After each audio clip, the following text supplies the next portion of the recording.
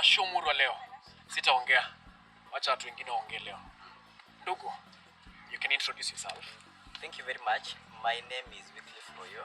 I am an advocate of the High Court of Kenya. I practice from Nairobi. I'm also a TYBA member, having been a member since its inception sometime in 2018. And today is a momentous occasion for TYBA. We are doing the Mombasa launch after coming from Eldoret and doing the Nairobi circuit. And we've been joined by illustrious advocates in the profession to witness this auspicious occasion. But more importantly, we are bringing it to the lakeside or to the ocean side city of Mombasa to just galvanize our membership and speak in one voice as TYBA for not only the progress of TYBA but also the progress of the profession as a whole, because TYBA we believe is the future of the profession.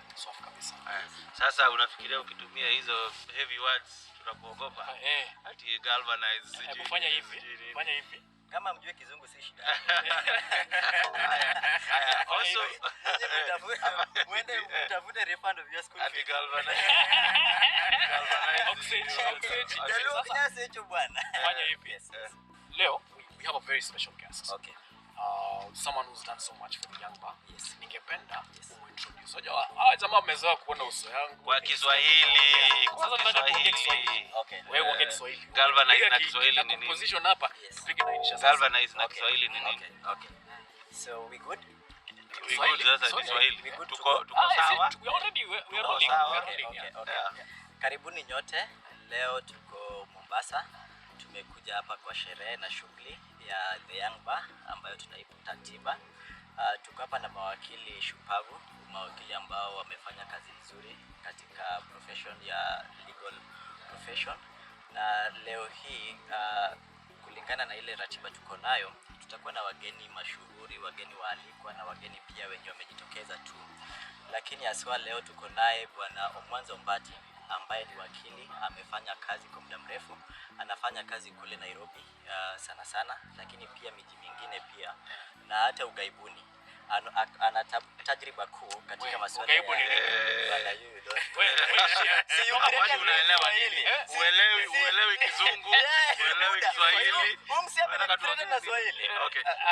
Sasa Mr. Omwanza. Let's now serious things. So we have a guest who has been introduced. This guest we have been told, we do not know. Yes. We have been told that he is a very good friend of the Young Bar Association.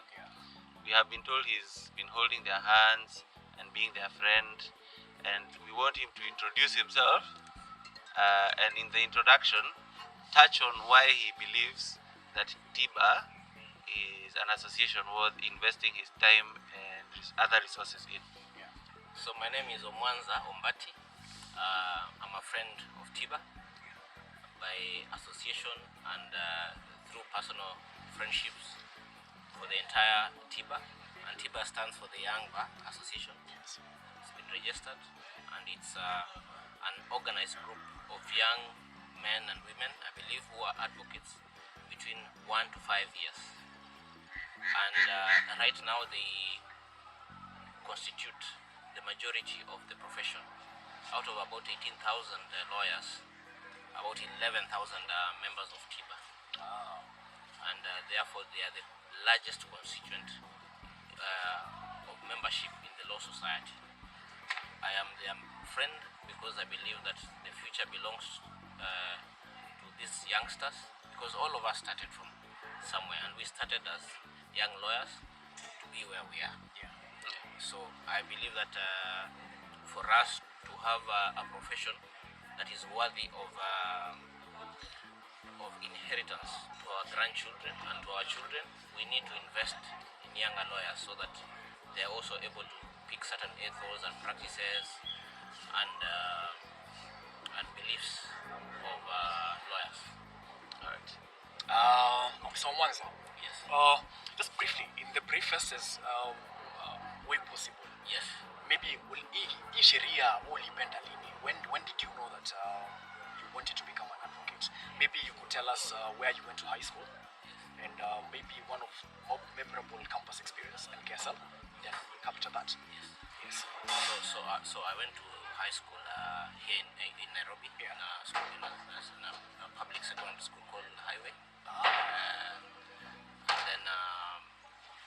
thereafter I proceeded to Moi University, Yes.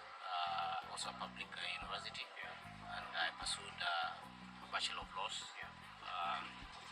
And my interest actually in the law was basically attracted first from TV, watching Vioja Mahakamani. Kila mtu ndio Vioja. Yes, and being captivated by the, by the drama of court. And subsequently I was also able to, in the mid-90s, there was a lot of politicking, and most of the prominent lawyers were involved in politics, and that is how I picked law as a profession. Yes. Okay. Huyu jamaa amenyamaza sana. Wacha nimuongeleshe. Wewe haushiki Kizungu, haushiki Kiswahili. Unaweza ongea nini nyingine?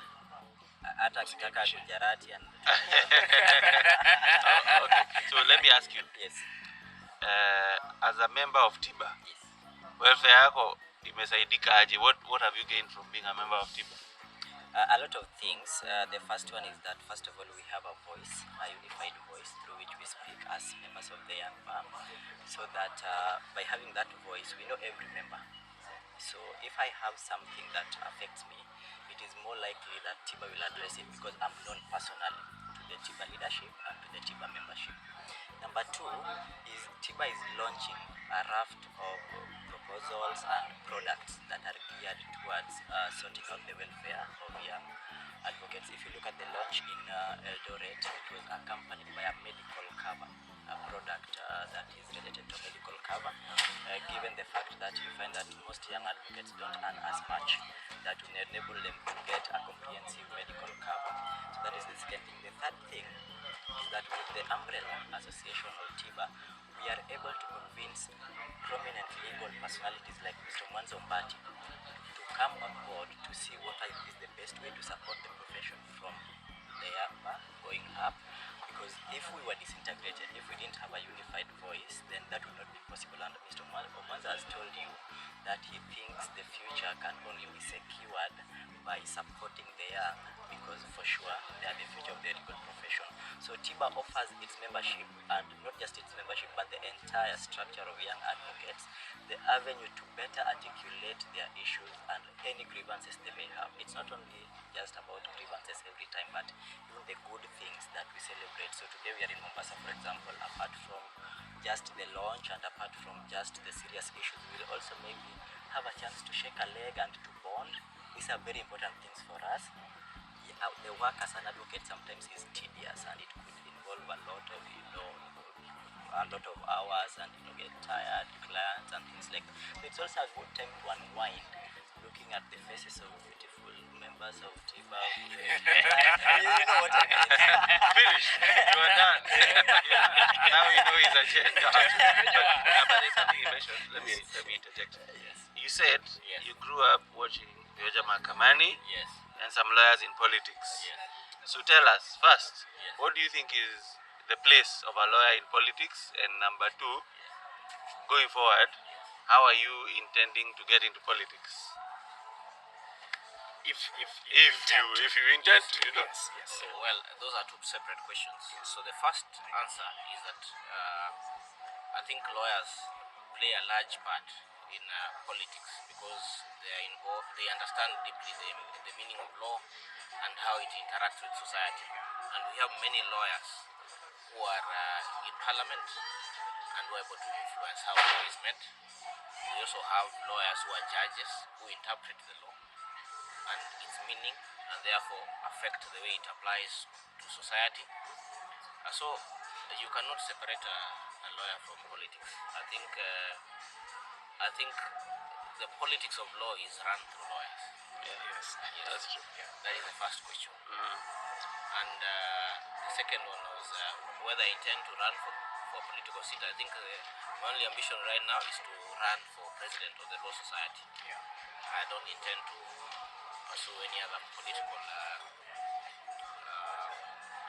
goal or aspiration, at least not in the short term. So as you're doing this thing, where you're running for the chair, Yes. that's what has come out now. Yes. What do you have for the young man? What do I have for the young man? Yes. Yes. Take this. Take this. Take that. Give that. Who are you? Yes. What are these? Or rather, what are some of the things that you think that you're going to? You can see there was a gap somewhere here, and maybe you want to plug in and see what can be improved here and there. I think it's not about police. My vision about young lawyers is to have a conversation. Yes. About young lawyers, about things that affect them deeply, and about their concerns, which unfortunately have been largely ignored, and because of the increase, a very exponential increase of numbers in the law society and new advocates, I think it's incumbent upon us, all the lawyers or senior bar, to hold their hand and walk with them in this journey of lawyering. So I intend to start a conversation on that and also involve them in decision making about things that matter to them most, but involve them in this conversation so that they come with those ideas. So I don't impose, it has to come from them. To sum up, Yes. Mr. Galvanizer, Serious. you have a person here who wants to run for a seat, Yes. and the mere being of the organization that you are a member of is to front the welfare of young lawyers to be heard by the seat that he wants to run for. What do you want seen? What do you want to be heard by the leadership that he wants to assume? So first of all, I would start from something he mentioned, that when you look at the numbers, young lawyers are actually a majority of the profession, and it is something that has to be looked into, the welfare of young lawyers being the bulk of the profession. But more importantly, I think what we need as a profession, and him being the president is the head of now the Law Society of Kenya, is able to effect this change from up down, is to improve practice. Because once practice is improved and a young lawyer has access to work, has good remuneration, has good working conditions, this will now make the young lawyer be self-sustainable. And I think I like what Mr. Omwanza says when he says it's not about goodies, it's about improving the practice space. Once that is done, then the young lawyer does not need to be dependent, and every time come to Mr. Ombati's door asking, what do you have for me? So I think a presidency that promises that, make practice better for the young advocate, the young lawyer, that is our ultimate goal and that is our ultimate prayer. Kiongozi, umesikia maombi yake. Nataka tu umalizie, sababu ni kumalizia tunamalizia. Unafikiria yale mambo amesema yanawezekana katika uongozi unawania? Kiswahili ni kigumu sana. Lakini kwa sababu tuko Mombasa lazima tujaribu. Kweli. Nafikiria yale ambayo amesema na ambayo yanatarajiwa na mawakili ambao ni wachanga kwa profession yanaweza kufanyika, kwa sababu ile kitu tunataka kufanya kama uongozi ni kutilia manani yale maombi ambao mawakili ambao tunaweza ita wachanga ambao wanaomba kwa uongozi, na mimi niko tayari kuwasikiza na kuwashughulikia. Sawa. We've come to the end of the show. Hopefully we'll host you again. We have some plans. Yes. We are making some plans. Yes. We are tired of leaders getting into power without having been grilled by the young lawyers as to their concrete plans of how they intend to implement the welfare of young lawyers in their leadership. So we'll have a conversation. Going forward, and hopefully we'll host you again. Yes. I'm ready to be grilled. Yeah.